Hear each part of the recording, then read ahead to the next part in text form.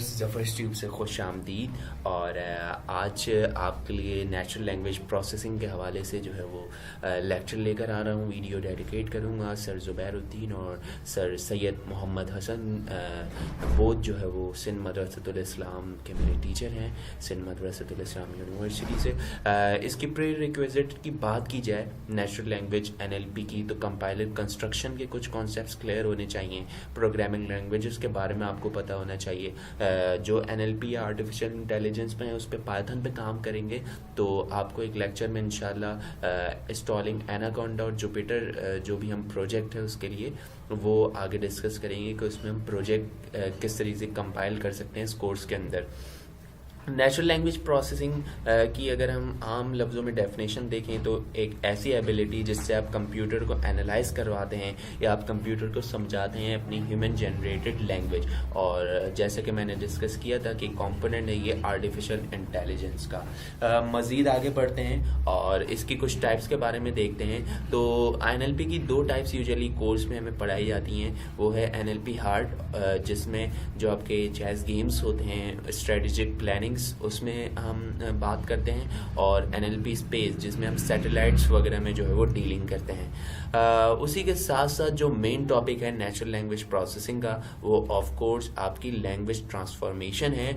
कि आप जो भी लैंग्वेज ट्रांसफॉर्म करवाएंगे, जो समझाएंगे आप अपने कंप्यूटर को, वो किस तरीके से होगी। तो काम हो रहा होता है पोस्ट टैग पे, और पोस्ट टैग्स पे हम ज़्यादा से ज़्यादा जो है वो इस कोर्स में फोकस होता है। दो चीज़ें आप देख लीजिए। एक है वर्ड टोकनाइजेशन, जिसमें पिक किया जाता है सेंटेंस को। जब भी हम मशीन को लर्न कराते हैं तो वर्ड टोकनाइजेशन पे काम करती है कंपाइलर्स कंस्ट्रक्शंस के।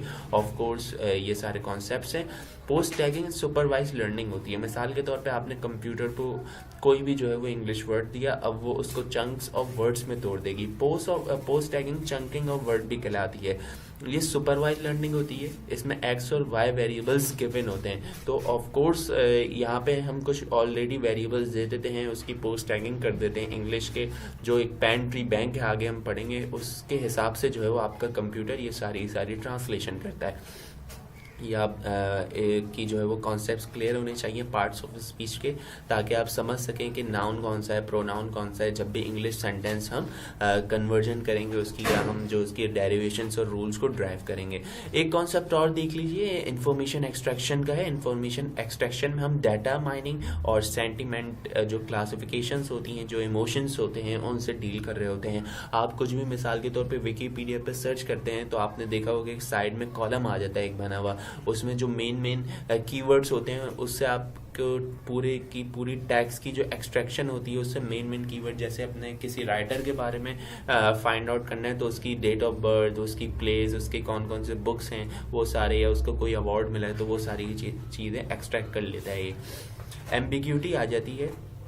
एम्बिग्यूटी कंपाइलर कंस्ट्रक्शन में इसके अच्छे कॉन्सेप्ट पढ़ाए जाते हैं। एम्बिग्यूटी बेसिकली जब हम डील कर रहे होते हैं पोस्ट टैगिंग से, तो कंप्यूटर को अगर हमने ऑरेंज बोला है तो हमें उसे बताना पड़ता है कि फ्रूट या कलर, अदरवाइज जो है वो एम्बिग्यूटीज आ जाती हैं।